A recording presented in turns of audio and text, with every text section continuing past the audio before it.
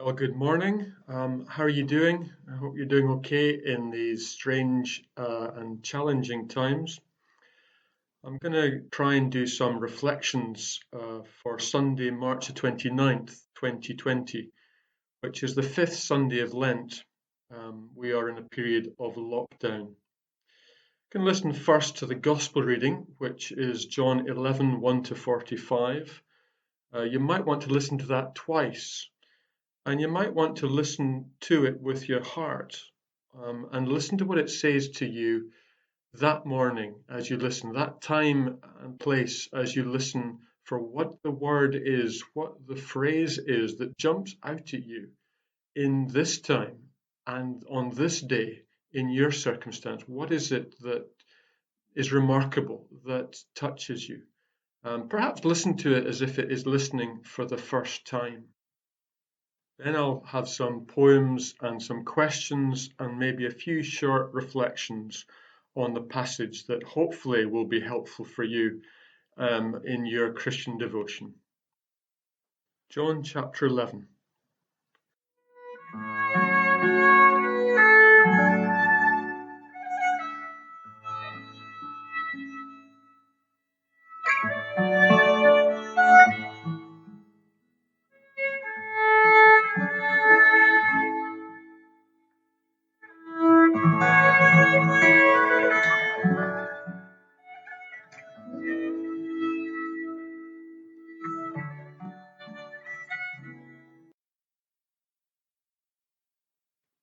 I wonder then what it was that struck you from the passage.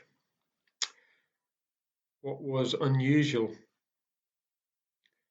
Maybe it was the positive words of Thomas that you hadn't heard before, who said, "Let us go with him," doubting Thomas, urging the others to follow Jesus. Or maybe it was the person of Martha. Martha, who does not this time stay at home, but goes and meets Jesus on the road and confronts him because life matters, because Jesus can take it, because she wants Jesus to feel it and to know her pain. And then Martha makes this amazingly strong statement: "I believe that you are the Messiah, the Son of God." I wonder if we accredit Martha with such faith. Often we think of her in the Martha and Mary story, but listen to the strength of the faith of the woman in the face of the grief of her brother to say these things. Well, here we are, a week into lockdown. I wonder how you're doing. Certainly a mixture of emotions that are running around that are unsettling us, and no wonder, for we are in unprecedented times. A sense that there are great things happening in communities, good to read of things, community spirit, and yet there is also a deep sense of fear, of uncertainty. Some of you are aware that just before the lockdown, I took a bike ride, and down in Valleyfield Gardens, is that where it is? I came across that humongous statue to the 300 plus French soldiers who died having been imprisoned at the end of the Napoleonic Wars. It really was striking. And as I cycled home, and since subsequently, as I've looked at the pictures, I've just kind of wondered about feeling, or many of us feel like a prisoner ourselves, prisoners of circumstances that are not of our own making. We are in a period that we've never known before. It's okay to feel unsettled. And so here we are with this gospel story for the fifth Sunday in Lent, showing us Jesus holding two angry, grief-stricken sisters in his arms and telling them with absolute certainty that he is the resurrection and the life. Here we are as Jesus holds the triumphant truth of eternal and abundant life alongside his tears. This is a difficult story. Clearly, Jesus raising from the dead begs lots of questions at many levels. I don't understand why Jesus dawdles when he first hears word of Lazarus' illness. I don't understand why he allows his friends to suffer for the sake of God's glory. I don't understand why he tells his disciples simply that Lazarus is asleep rather than dead. I don't know why he sidesteps Martha's tortured accusation, but Lord, if you had been here, surely my brother would not have died. I don't understand why Jesus raises just one man, leaving so many others still in their graves. And then when he does rise from the dead, we hear very little of Lazarus after this. Why is that? What's going on? In many ways, the story we have is shrouded in mystery. But today, this week, in a period of emotion and uncertainty, I want to focus on two words: Jesus wept. Thank God that Jesus wept. This is surely the heart of the story, and heart of the story that we live our faith by as we live it in the period of COVID-19. That grief takes a hold of God and breaks God down. That Jesus, the revelation of the divine, stands at the grave of his friend and he cries. Now, in focusing on the tears of Jesus, I'm not ignoring or minimizing the raising of the dead, the conquering of the grave. I am a Christian because I believe in the resurrection of Jesus Christ. Physical, symbolic, complete.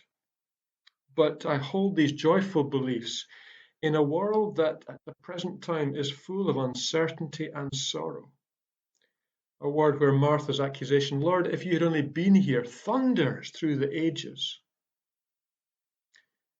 In our time, somebody popped onto one of the Facebook pages the offer of churches to help people with shopping and other things. And it was quickly rebuffed by somebody else online who immediately came back and said, yeah, well, you Christians, look, why, if God exists, has he allowed this virus? Why doesn't Jesus immediately go to be with Lazarus? And so at this time, I want us to think a bit about Jesus' silence, his tears. That's maybe what we cherish right now. When Jesus weeps, he legitimizes human grief. It's okay to be upset. It's good to voice and name our fears. It's the beginning of getting a fresh perspective. When Jesus cries, he assures Mary and Martha not only that their beloved brother is worth crying for, but also that they are worth crying with. When Jesus weeps, he recognizes that there are times when things go beyond words. Sometimes there's nothing to be said in the face of loss. Sometimes tears are our best and most honourable language. And sometimes we who are religious can be too desperate to give a reason, to think of something clever to say, to wrap up other people's pain in platitudes. Through his wordless tears, Jesus just cautions us to pause and shows us that silence is faithful, and sometimes silence is love. When Jesus weeps, he acknowledges his own mortality. John, being John, has many levels at which we can read the story, the symbolic, the actual. And in the raising of Lazarus, there's a precipitating the event that leads to Jesus' own arrest and crucifixion.